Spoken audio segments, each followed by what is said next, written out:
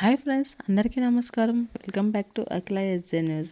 ఈరోజు డ్వాక్రా మహిళలకైతే మన ఆంధ్రప్రదేశ్ ప్రభుత్వం ఒక గుడ్ న్యూస్ని అయితే చెప్పడం జరిగింది.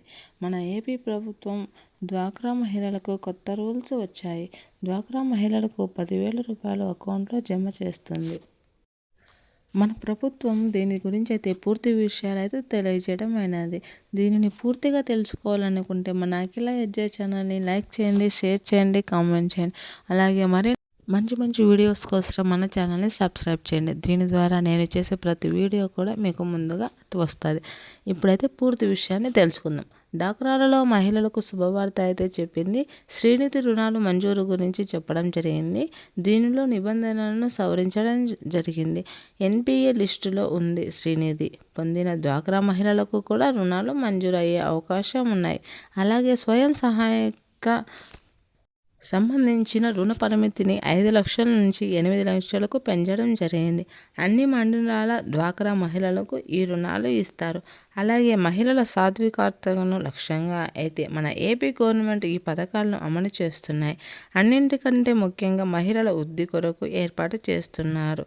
డ్వాక్రా సంఘం ద్వారా పావలా వడ్డీ ద్వారా రుణాలను ఇవ్వడం జరుగుతుంది. దీనివలన మహిళల యొక్క వృద్ధి ఎంతగానో అభివృద్ధి చెందుతుంది. దీని నుండి మహిళలు సొంతంగా కృషి చేసి వారు జీవనాదాయం పొందవచ్చు. అయితే కొంతమంది చేసే మోసం వల్ల అయితే అనుకున్న స్థాయిలో ఈ పథకం సరిగ్గా మహిళలకు ఉపయోగించుకోలేకపోతున్నారు. డ్వాక్రాలో మహిళలకు బ్యాంకులు పావలా వడ్డీకి రుణాలు ఇచ్చి నెల తిరిగి చెల్లించే విధంగా అయితే ఒప్పందం చేస్తాయి. దీనిని గుంపులో ఉన్న 10 మంది కూడా ఎలాంటి ఆక్షేపాలు లేకుండా తిరిగి చెల్లించవలసి ఉంటుంది.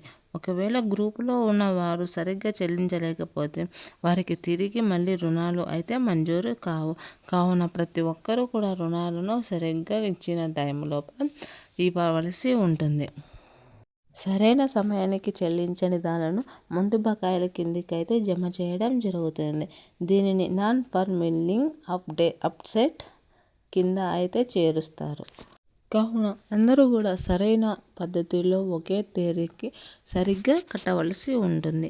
అలాగే ప్రతి ఒక్కరూ కూడా వీటిని అమలు చేయవలసుకొని ఉండాలి. మండలి సమ్మత ఎన్పిఏ పరిమితిని 20 లక్షల నుండి 30 లక్షలకు పెంచడం జరిగింది. దీని ద్వారా కొన్ని మండలాలు ఎన్పిఏ నుండి బయటపడే అవకాశం ఉంది. బయటపడతాయి కూడా. కావున వీటినన్నింటినీ దృష్టిలో పెట్టుకోవలసి ఉంటుంది. Thanks for watching.